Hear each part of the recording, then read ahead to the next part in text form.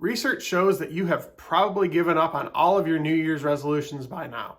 It takes 21 days before most people give up on every single resolution they made, and it takes about 40 days to make a new habit. So how do you make a new habit and actually stick with it? Well, you're going to learn that today.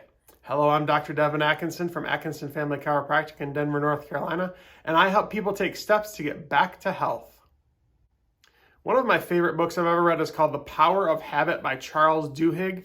He was using research from MIT to find out why we do the things that we do, how we made these habits, and what we can do to stop and break these habits. The habit basically goes, you have a cue, you have a routine, you have a reward, and then you have a cue, a routine, and a reward. And it just keeps on going around and around and around in a circle. So the framework to changing and fixing those bad habits that you have, you need to identify the routine, experiment with rewards, isolate the cue, and then have a plan. So I'm going to give you a scenario that many of you may have found yourself in over this last year. Since you're probably working from home, we're going to do a scenario of you working from home. Here's the scenario we're going to talk about. Many of you may recognize this scenario from the past year working at home. You get a cookie from the pantry every afternoon. You've gained some weight, and not only do you notice that you've gained weight, your pants are a little tighter, but your spouse is also telling you you've gained weight. You know it's a problem then. So step one is identify the routine. You need to figure out the habit loop. What's making you do this same thing over and over again? The routine is the easiest to diagnose, and it's the behavior that you want to change. So your routine in detail. You get up from your desk in the afternoon, you walk to the kitchen, you grab a chocolate chip cookie, and you eat it while scrolling through Facebook. So now you've identified your routine. Next, you need to figure out the cue for your routine. Is it hunger, boredom, low blood sugar? Do you just need a break before your next task? Next, the reward. Is the reward itself the cookie?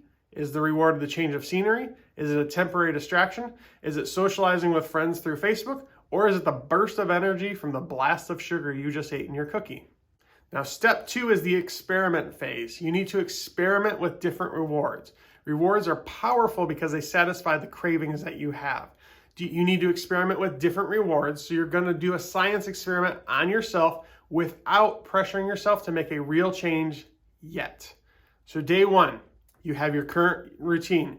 You get up from the desk in the afternoon, you go downstairs, you go in the pantry, you grab a chocolate chip cookie, you eat it, you scroll through Facebook.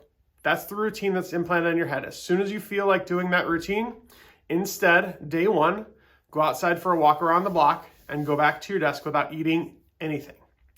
Day two, your routine where you usually go and grab a cookie and scroll through Facebook.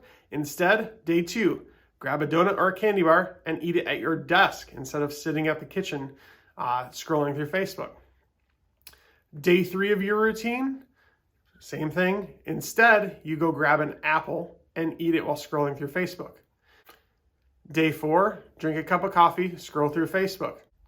Day five, go to a different area of your house and call or text with a friend for a few minutes, and then go back to your desk and get back to work. You need to test different rewards to find out which one you're actually craving.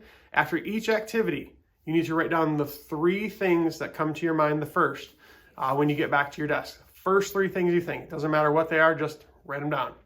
Then you need to set an alarm for 15 minutes later, and you need to ask yourself, do I still want that cookie? You need to go through your notes after this scenario, 5 days, 10 days, whatever it takes you. Let's start with 5 days. Go through your notes, figure out what your body is actually craving. So once you figure out what you're craving, you know the routine and you know the reward that you're looking to get from that routine.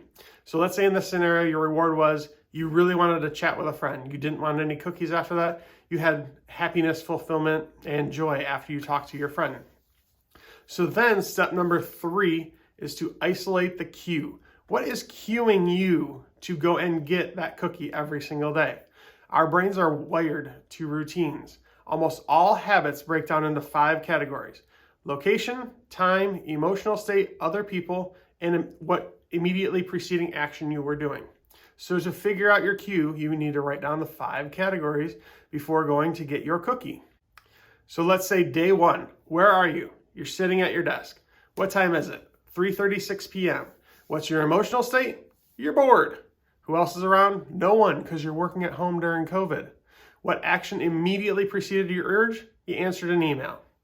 Day 2, where are you? You're walking back from the copier. What time is it? 3:18 p.m. What's your emotional state? Happy. Who else is around?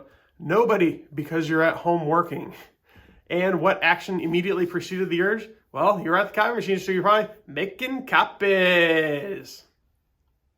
Day 3, where are you? Again, you're at your desk. What time is it? 3:41 p.m. What's your emotional state? Tired, excited about a project you're working on? Who else is around? Nobody. What action preceded the urge? You sat down for a Zoom meeting that is about to start. Now you can figure out your cue based on the reward from your previous step. In the previous step, we figured out that you need a distraction so that you can talk to a friend. And your cue is between 3 and 4 p.m. So now you have your cue, your routine, and your reward. Step 4 is to have a plan.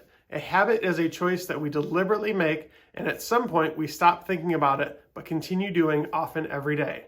So you need to figure out, when I see the cue, so your cue in that last scenario was between 3 and 4 p.m., I will do a routine, so something else, in order to get a reward. So you need to write down your plan. So your plan for that last one can be, at 3:30 every day, I will call a friend and talk for 10 minutes. To make sure you do that plan, set an alarm on your phone or your watch and remind yourself that at 3:30, call your friend. After a while, approximately 40 days, you won't think about it anymore, and every day at 3:30, you'll just have an urge to call a friend. Now, this was just a quick overview and synopsis of one of my favorite books ever, The Power of Habit by Charles Duhigg. I do recommend that everybody read that book or listen to it on the audiobook. It is fantastic. Even on his website, he has tons of great information. Just a fantastic, fantastic resource. If you have any questions for me, leave a comment below. I will respond to them. Have a wonderful day, and we'll see you on Monday. Bye.